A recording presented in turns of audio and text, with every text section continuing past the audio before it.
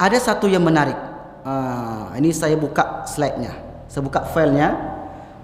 Saya nanti akan bacakan. Buku ini ditulis oleh seorang ulama yang hidup di Yaman.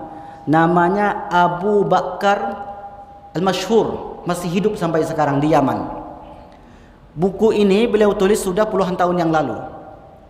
Dan buku yang ada sama saya ini, yang dibentuk PDF ini, dicetak terakhir cetakan yang ketiga 2015 yang lalu. Sekarang 2020. Di dalam buku itu disebutkan nomor ke-74.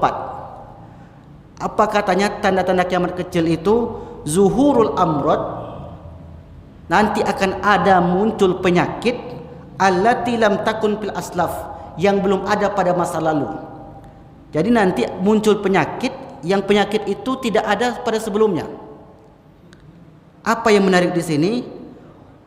Ini saya besarkan. Itu dia Pak, nampak itu?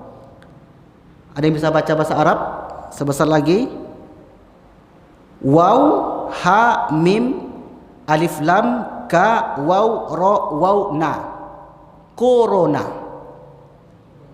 Corona. Bacanya tuh kuruna.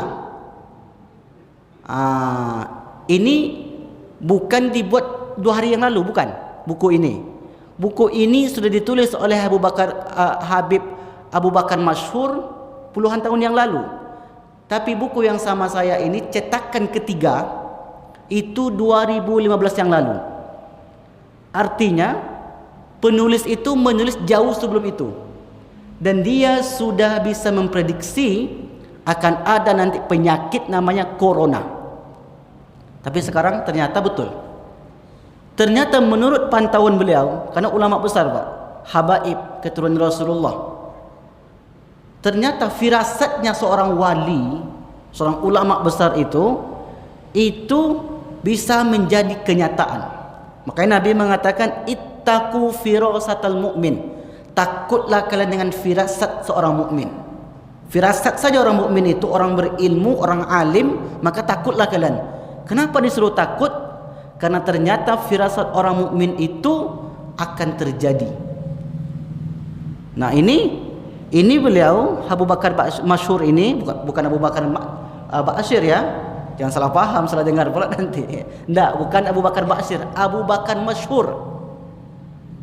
Ulama Yaman, dan bukunya ratusan, ulama besar. Di antara guru muridnya adalah Habib Al-Jupri. Banyak muridnya.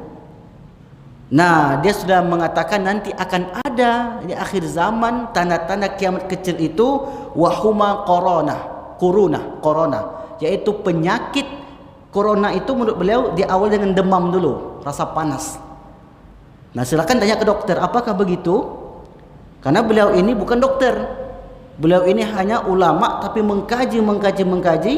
Rupanya diberi ilham oleh Allah Subhanahu wa taala bisa memprediksi munculnya penyakit corona. Luar biasa. Nah, dalam buku ini nama bukunya Al-Usus wal Muntalaqat. Menceritakan tentang fenomena-fenomena akhir zaman. Nah, ini menunjukkan bahwa dia juga ditulis di situ influenza tuyur, adanya flu burung. Sudah ditulis ternyata puluhan tahun yang lalu. Oh, berarti hebat berarti. Dan terbaru wal khanazir, adanya flu babi. Khanazir itu khinzir, itu artinya babi. Khanazir jamak bentuk banyak dari babi. Wa huma corona, dan yang terakhir penyakit corona, wa ghairiha, dan lainnya. Ini hebat. Nah, artinya yang kita bahas di sini adalah bahwa penyakit yang beredar sekarang ini menunjukkan tanda-tanda kiamat kecil. Nah, itu yang kita bahas, yang kita inginkan dari teks yang ditulis